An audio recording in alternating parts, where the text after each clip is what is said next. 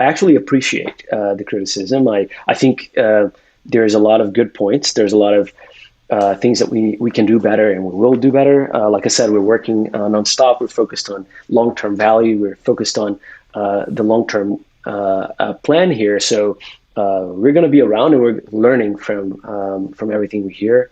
One thing that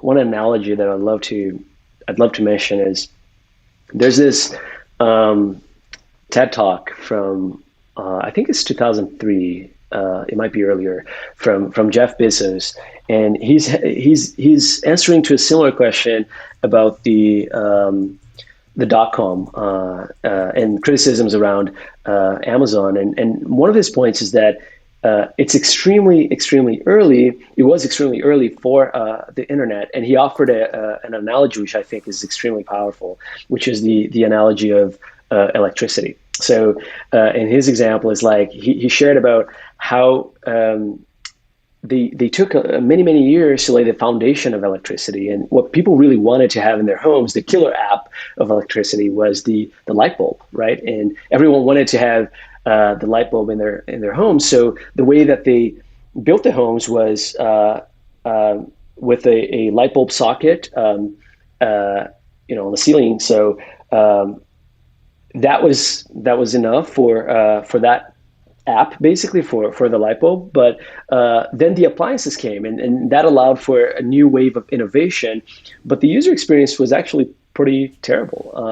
When the washing machine was introduced, first it was super bulky. It was a large device. It weighted so much. You needed to leave it outside, so people had it on their front porch or backyards, and it would spill water sometimes. So they had it outside, and there was this long cord that you needed to run through, the backyard and your house, and then you needed to unscrew your light bulb and screw the cord. There was no button to turn it on or off. So it was actually a pretty bad user experience. You had to go up a chair or something, unscrew the light bulb, screw that in, put your clothes in, and it was loud, it was heavy, it was dangerous, because if your clothes got caught into the machine, you couldn't run to your home and unplug it. There was no on and off button. So it was like bad user experience. It was dangerous. There was lots of potential failures. And a lot of people could criticize that and be like, you know what, washing machines are not worth it. Let's kill it. Let's not move forward with the technology. But some people luckily didn't look at it this way. They looked at it as like there's some real problems that need to be solved.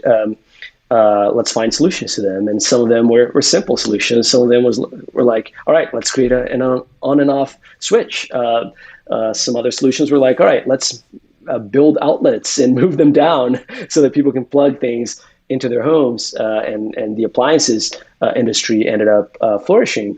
And and similar situations happened with all the appliances, like with vacuum cleaner, and he shares a bunch of other examples. You can Google that TED Talk.